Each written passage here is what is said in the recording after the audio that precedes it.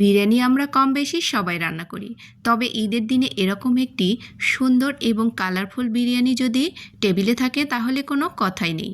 আজকে আপনাদের রান্না করে দেখাবো কাবলি পোলাও, আর এটা খেতে অসম্ভব মজাদার। এই পোলাওটি রান্না করার জন্য সবচেয়ে প্রধান উপকরণগুলো চলুন দেখে নেওয়া যাক। এখানে আমি নিয়েছি কাবলি ছোলা, আর এই ছোলাগুলোকে প্রায় আমি 10 ঘন্টার মতো ভিজিয়ে রেখেছিলাম। আর এগুলো ভিজিয়ে রেখে দিলে সেদ্ধ হতে খুব একটা সময় লাগে না।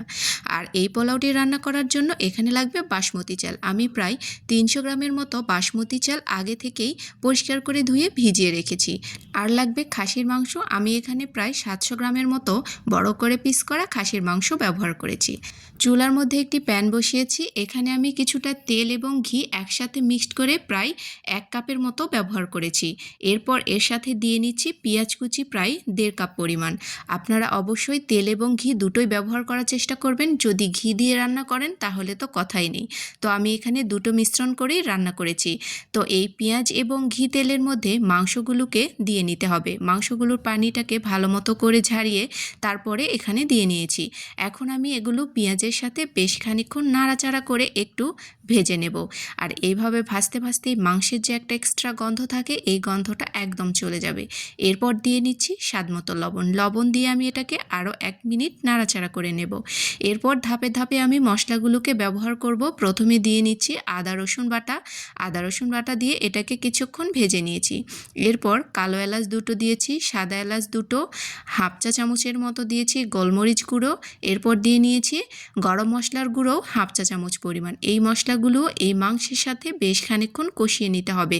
এরপর ঝালের জন্য এখানে 5-6টির মতো কাঁচামরিচ ব্যবহার করেছি। তো দেখুন মাংসের কালারটা কতটা চেঞ্জ হয়ে এসেছে।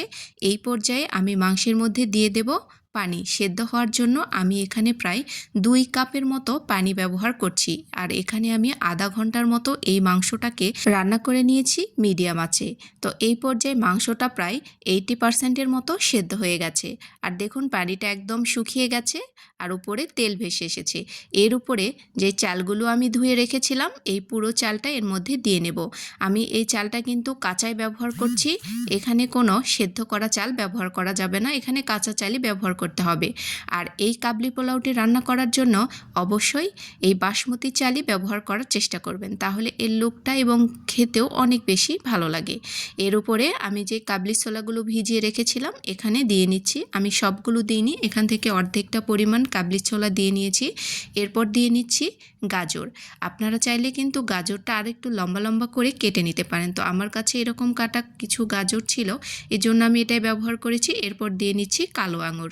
তো সব কিছু দেওয়া হয়ে গেছে। এই পর্যায়ে এখন আমি যতটুকু চাল নিয়েছি তার জন্য আমি এখানে গরম পানি দিয়ে নিচ্ছি। তো আমি এখানে 300 গ্রাম চাল নিয়েছিলাম, তো আমি এখানে প্রায় 500 গ্রামের মতো পানি ব্যবহার করেছি। কারণ পানির পরিমাণ কিছুটা কম ব্যবহার করলে পোলাওটা একদমই ঝরঝরে হবে। এখন পানির উপরে আমি দিয়ে নিচ্ছি সামান্য একটু গরম মশলার গুঁড়ো আর একটু কালো গোলমরিচের গুঁড়ো। তো সব কিছু দিয়ে ঢাকনা দিয়ে আমি কিছুক্ষণ অপেক্ষা করব। তো একবার নাড়াচাড়া করে নিচ্ছি। তো দেখুন পানিটা কিছুটা কমে এসেছে। এই পর্যায়ে একদম পুরোপুরি ঢাকনা দিয়ে দেব 10 মিনিটের জন্য। একদমই লো আছে এটাকে আমি রান্না করে নিয়েছি। আর পোলাওটা একদমই রেডি হয়ে গেছে। তো দেখুন কতটা ঝরঝরে হয়েছে। পানির পরিমাণ যদি ঠিকঠাক থাকে তাহলে কিন্তু পোলাওগুলো একদমই ঝরঝরে হবে। তো একটা মাংস আমি আপনাদেরকে ভেঙে দেখাচ্ছি। দেখুন মাংসগুলো কিন্তু পুরোপুরি সেদ্ধ হয়ে গেছে। তো এখন আমি এই পোলাওটি আপনাদেরকে পরিবেশন করে দেখিয়ে দিচ্ছি। আর ঈদের দিন সকালবেলা যদি এরকম একটি পোলাও থাকে তাহলে কিন্তু আর কিছুই লাগবে না।